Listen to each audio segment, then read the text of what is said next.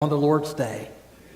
And every time we assemble, we see new faces and friends, those that have been with us in the past and have come back to visit. We're missing our large and thriving college group as they're still away on their retreat. But Jim and Elena Parrow are a sight for sore eyes. And we're grateful to God for His care, His protection, His love, and His guidance. Let's start today with a proverb, shall we? You may want to write it down because it's not in the Bible. Are you ready? Blessed is the man that tooteth his own horn.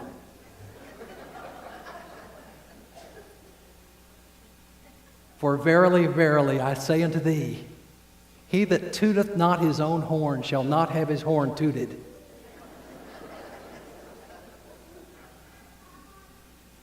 Or how about this? I'll toot your horn, and you toot my horn, and we'll call it a toot for a toot. Blowing one's own trumpet goes back to the passage we're going to consider today that Rick has read for us so capably. Jesus has talked about the attitudes of the kingdom, our being salt and light in our influence for Him, having a greater righteousness because it starts on the inside and is not merely the addition of more external rules, self-control, turning away from lust and temptation, faithfulness, keeping our word and our marriage vows as well, and responsibility that we have the choice if we're struck on the cheek or forced to go a mile as to what will happen next. And love that reflects the kindness of God because He's merciful to the just and the unjust, the evil and the good, sending the sunshine and the rain. And therefore, unlike those that don't know Him perhaps, we greet those who don't greet us, we smile at those that won't smile back, and we offer the kindness that we've learned from Him even to our enemies. And we strive to be perfect even as our Father in heaven is perfect. If you're a guest with us, we're in the middle of a series, as you see, called Keys to the Kingdom. And we've chosen 15 areas which Jesus addressed in the Sermon on the Mount. Now we're going to come to 3 that in a sense belong together. And they're all prefaced with the same idea. Don't practice your righteous acts in order that men may see you and offer you their acclaim and applause and approval. If you do what you do for that purpose, you'll receive what you're seeking, but that's all. If you want to please God, let it be quiet. Let it be private. Let it be personal. And within that banner, Jesus will talk about generosity or giving, and then about prayer, and then self-denial, fasting. And in each case, He'll talk about what the scribes and leaders of His day have done with these practices that everyone knew they were supposed to do, that God had taught them to do. And then Jesus would set up a contrast. So when He talks about a person blowing a trumpet, as if to draw everybody to see and appreciate and honor Him for what He's about to do, then Jesus, in stark contrast, talks about the left hand even, not knowing what the right hand is doing, giving in secret so that the glory goes to God and the response from Him as well. And then as we continue, we will go through chapter 6 and chapter 7. We'll talk about where we invest, treasures on earth and treasures in heaven. Those things that preoccupy us when Jesus talked about our anxieties regarding what we'll eat or drink or wear or what will happen tomorrow and all of those things. Our discernment in terms of not having a judgmental spirit, but recognizing what God has placed as priorities. And then direction. There will be that wide and narrow road, and we get to choose. And obedience, not simply hearing, as He talks about action, but putting into our daily conduct the things that we've heard from Him on the mountain, like a wise builder choosing His truth as that foundation on which we place ourselves and all that we are and all that we've had. And we as a congregation, we have pictured ourselves as going up to this hillside, and we're listening to Him as if for the very first time and trying to grasp and understand these cross-cultural, we might say anti-cultural convictions and principles and perspectives, so that when we come back down the mountain, those in our lives say, you've been with Jesus. You've been listening.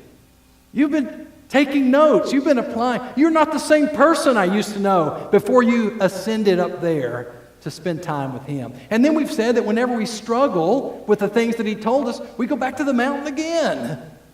Every week, every day, every hour that He might teach us. One principle, 3 applications. The principle, again, has to do with our motivation. In fact, we could have called that a key to the kingdom and put these 3 as subtitles. What drives you and me? What are we after? Whom do we seek to please? Why do we do what we do? That's the question. And so the principle, beware, notice that strong language. It should cause us to open our eyes and our ears and say, oh boy, I better give all my attention. Watch out. Be on guard. Don't let this get you. People want to be noticed.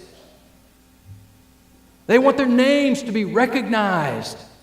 They want as many people as possible to say, wow, what a great deed he did or she did. You beware. Don't practice your righteousness. Oh, practice it yet? He's not saying that, but not before men.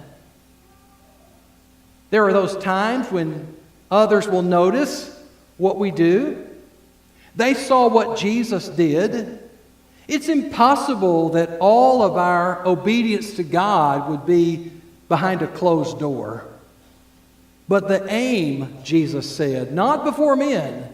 And the reason not to be noticed by them. Otherwise, there's no other reward.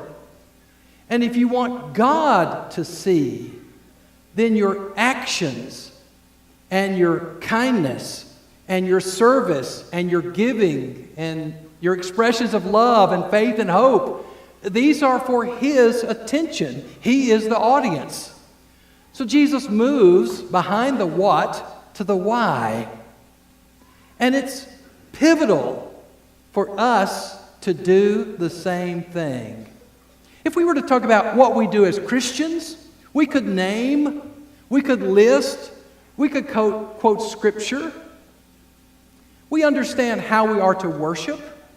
We know the truth about prayer and singing and giving and preaching and the Lord's Supper.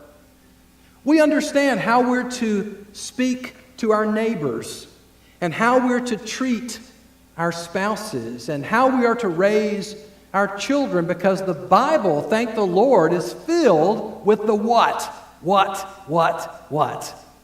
But it also has the so what,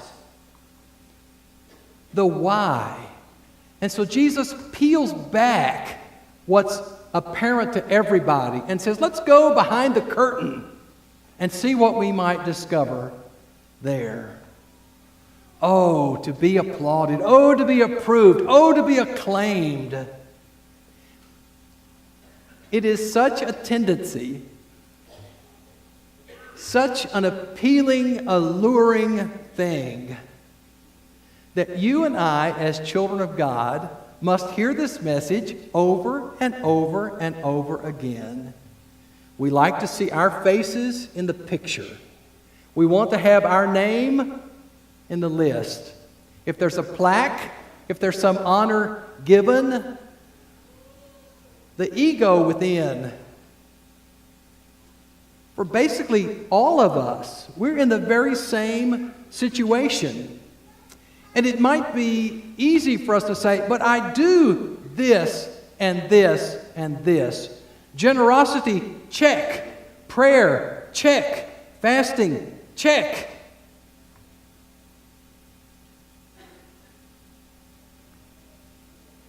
But it's not only the what, it's the why, and it's the why not, and it's the how. And that's what sets apart kingdom disciples of Jesus Christ from all others. Let's notice several scriptures. First, earlier in verse 16 of Matthew 5, Jesus has said, "Let your light shine. Don't hide it under a bowl. It needs to be seen so that those in darkness can find their way."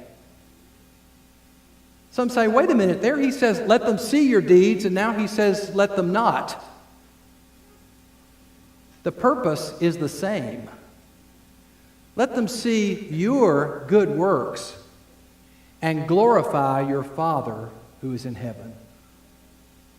If we struggle with conceit and arrogance and pride, Matthew 6, don't do it to be seen by other people. But if we are cowardly, if we're intimidated, if we're unwilling to let people know I belong to the King of Kings and the Lord of Lords, let that light shine. Hide it under a bushel? No. I'm going to put it out there. Not for me, but for Him. And I'm not going to let my own weakness keep me from drawing others to Him through His light at work in my life. In Proverbs chapter 27, the Bible says, "Let another praise you, and not your own mouth, a stranger, and not your own lips." I made myself a note to encourage all of us to record every time we use the word I. Right?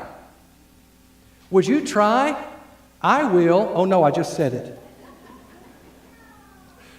Could we try for a certain period of time, that's all, to avoid, I'm not going to say it, to avoid I, me, my, and my. Can we do that? Someone said that whatever we share from our experience, we lose. And whatever we keep, we get to hold on to. And they went on to say that when we share all the good things we've done, that's gone. That's out there. And we're left with the things we don't tell. That is our sin, our failure, our weaknesses. We're not going to tell that. So that's what we're left with because we keep it. But what if we turn that around and decide what we're going to keep is our generosity, our gifts, things that we offer to people, that we do for others, and we plan it and accomplish it in such a way nobody knows but God. And if they do know, we can be certain that was not our intent. Then that's what we get to keep. And if we can ask our brothers and sisters to help us with our sin and our temptation and our weakness, and pray for us and hold us accountable, that's what we let go of. In Luke chapter 18, Jesus contrasted a Pharisee who was praying. The Greek text says he prayed toward himself. He mentions God, but really the prayer is about, look what I've done. Now Jesus is going to talk in these keys to the kingdom about these three things: praying, fasting, and giving. And this man's praying, bragging on himself, and he mentions how often he fasts, quite satisfied with himself, and his tithing, his giving proportionally to the things of God. What is the tax collector beside the Pharisee talking about? He won't even look up. He beats his breast. God, be merciful to me, the sinner. What did each one keep and what did they share? The Pharisee let go of all these outward things that he thought somehow commended and would impress God. They're gone. What's the Pharisee left with? The things he insisted on keeping. The tax collector, he unloads. I'm a sinner. And you know what Jesus said next? That man went home justified rather than the other. Look at Matthew 12. Would you turn there just a couple of pages over from our text today? Sometimes people ask why Jesus cautioned others, even prohibited them by saying, "Don't tell anyone who I am." There are various reasons given. Sometimes they hadn't learned yet what they needed to. When Simon Peter blurts out, "You're the Christ, the Son of God," but he's not prepared for the cross and the suffering and the agony that will come to Jesus and says, "This will never happen to you." Simon Peter needs more learning, and so do the other apostles. And so Jesus said, "Don't tell anyone I'm the Christ." But after they have been taught, then in the Great Commission, go and tell everybody that I'm the Christ. But here is another reason. Jesus chose to work quietly, behind the scenes, humbly, gently, and softly. Verse 14 notes that the Pharisees are conspiring and they want to destroy him. And so Jesus, verse 15, withdrew from there. Many followed him, and he healed them all and warned them not to tell who he was. Why? Because there was a prophecy 700 years old from Isaiah about the servant, the Messiah, the Christ, whom I have chosen, God said, my beloved in whom my soul is well pleased. These words were quoted by the Father when Jesus was baptized. This is my Son in whom I'm well pleased. And again at the Transfiguration. Listen to him. I'll put my Spirit upon him, and he shall proclaim justice to the Gentiles. He will not quarrel, nor cry out, nor will anyone hear his voice in the streets. Do you see that? A battered reed, that is, a blade of grass. His walk will be so soft that it will not break that battered reed. And a smoldering wick, a little flame just barely burning, he's not going to come out and cause such a big stir about himself. They blow that light out. So Jesus, you'll see several times in the Gospels, disappeared. When people were looking for him, who did that? And even a great crowd might have come. What an example for us. Now turn to 1 Corinthians 13. It seems perhaps the closest parallel to Matthew 6.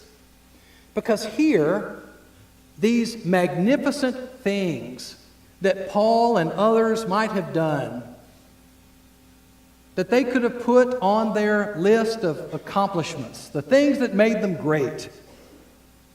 Speak with the tongues of men and angels. Gift of prophecy. Know all the mysteries, all knowledge, have all faith. I can remove mountains. Look at verse 3. If I give all my possessions, all of them, to feed the poor, and if I surrender my body to be burned, and you and I read this list, if we don't read in between, we say, wow, what a dedicated child of God. What Paul might have been willing to do would cause him to stand out and be applauded and be acclaimed and be approved by multitudes. Is there ever a time that something good becomes something bad? That a righteous act is not righteous? If I have not love, I'm just a big old clashing cymbal or gong. It profits me nothing. It means nothing. Because the purpose behind it determines the value of the deed. Then when he goes on to describe love as patient and kind, not jealous, notice verse 4. Love does not brag.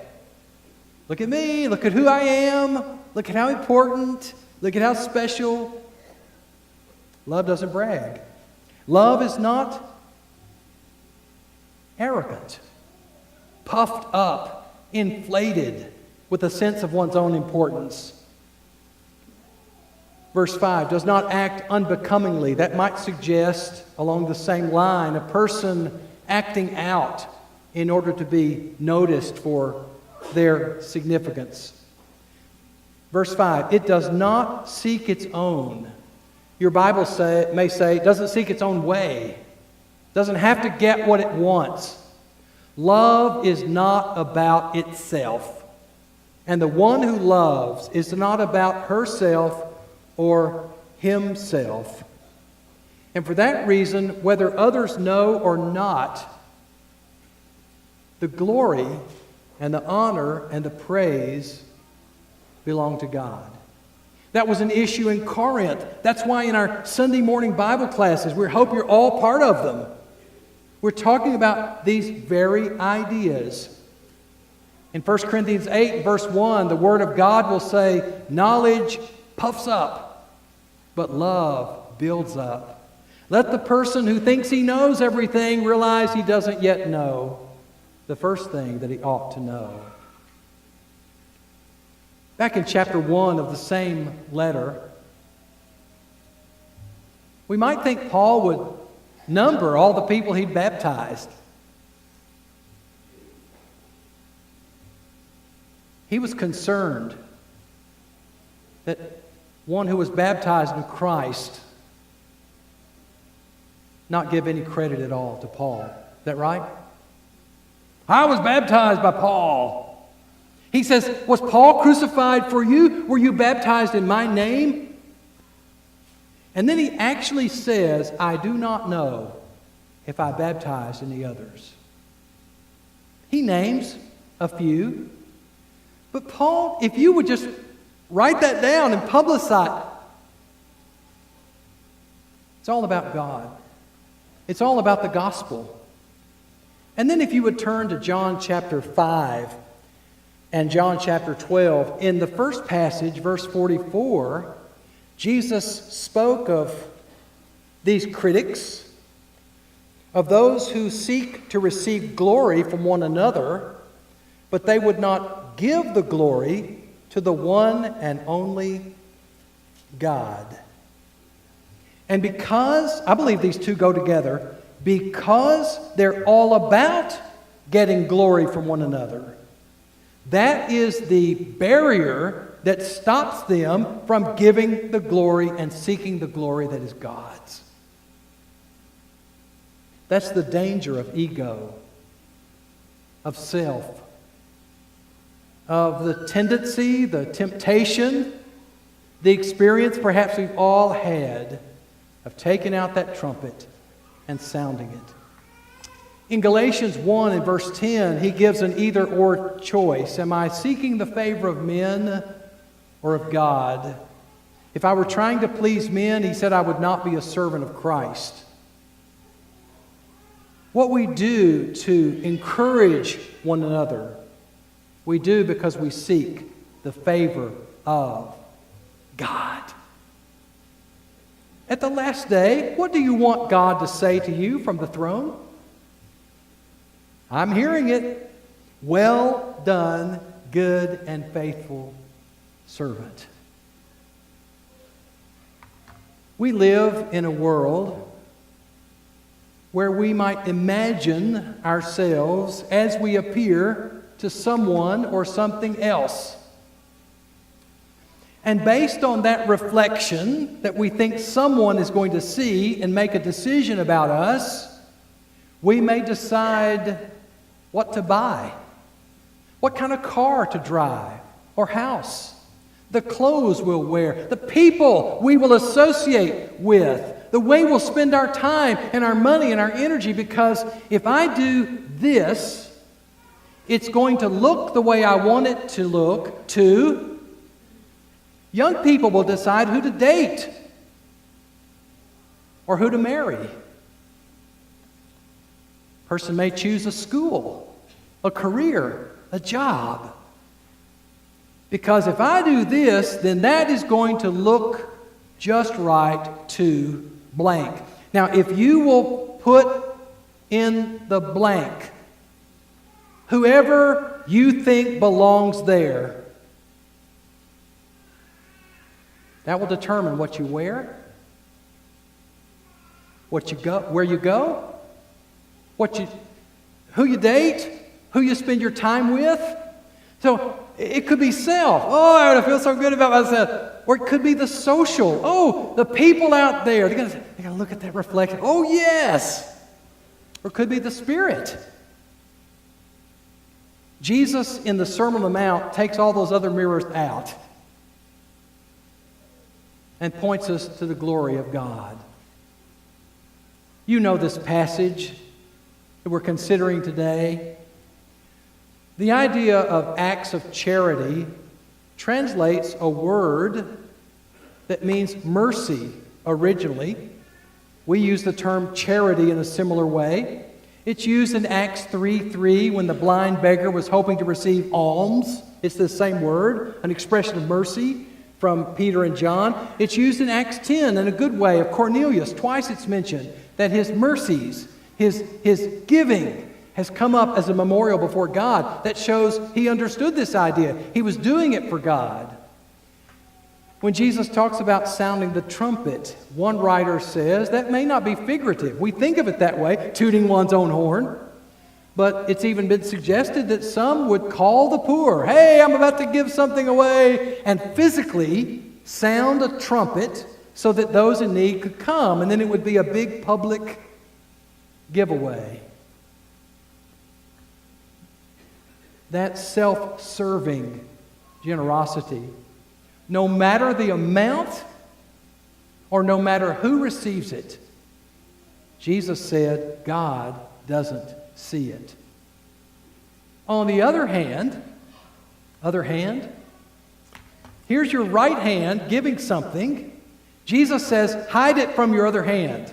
What do you mean? What do you mean? What do you mean? Jesus is saying, don't dwell on it yourself. Because even if you don't tell other people, you might just kind of, congratulate yourself, and before you know it, you think you're righteous. So when he says, let God be the only intended witness, even the rest of your body doesn't know what's going on. It's an expression in the extreme to talk about this matter of privacy. And that reward, whatever else may come from it, is knowing that you pleased Him. One of my favorite things to do, it's occurred to me several times, when someone has come to me with cash and said, Corey, I'd like this cash to be given to so-and-so, and I don't want them to know that it's from me. You know what I do? I tell them what my commission is.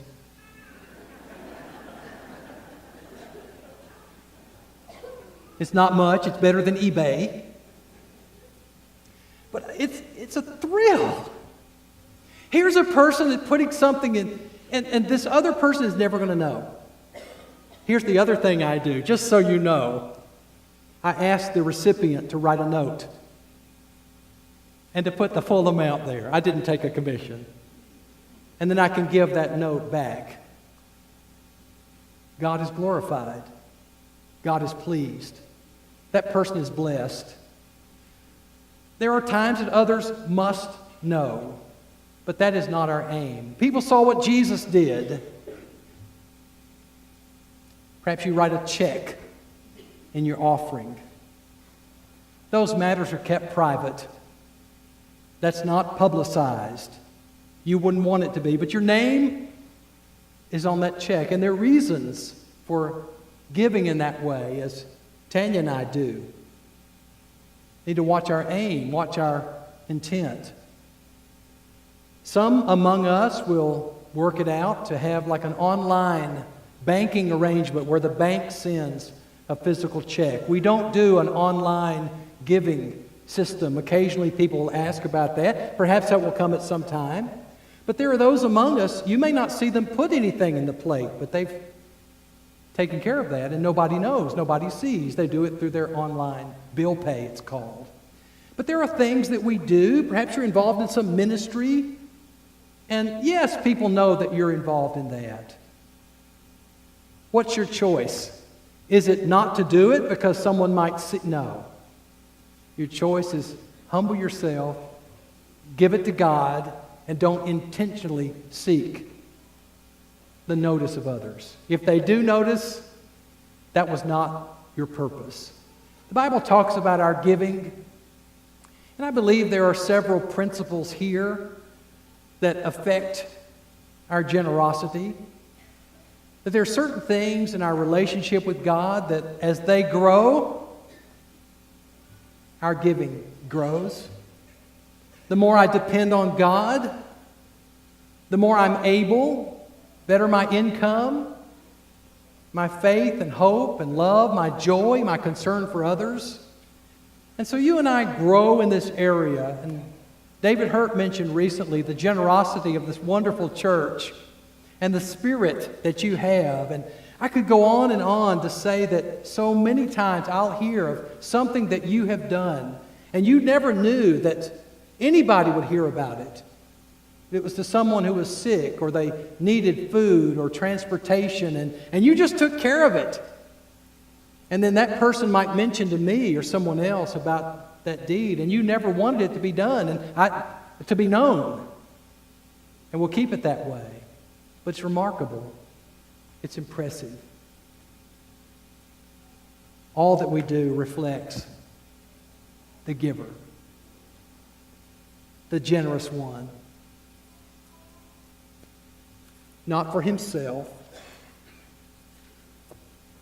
but only for us. He gave it all. And so we extend his offer, his gift, his grace. And it's just like, evangelism is like that anonymous gift, except we know it came from him. He's giving that to you and me, and then we have the privilege of offering to somebody else. And I can say, I didn't pay for this, he did. He lets me carry it. He lets me extend it to you. That requires baptism into Christ for the forgiveness of sins, and a confession of his name, and repentance from sin, and turning one's heart and life toward him. If you would respond, if we could encourage you in any way, won't you come? Let's stand and sing.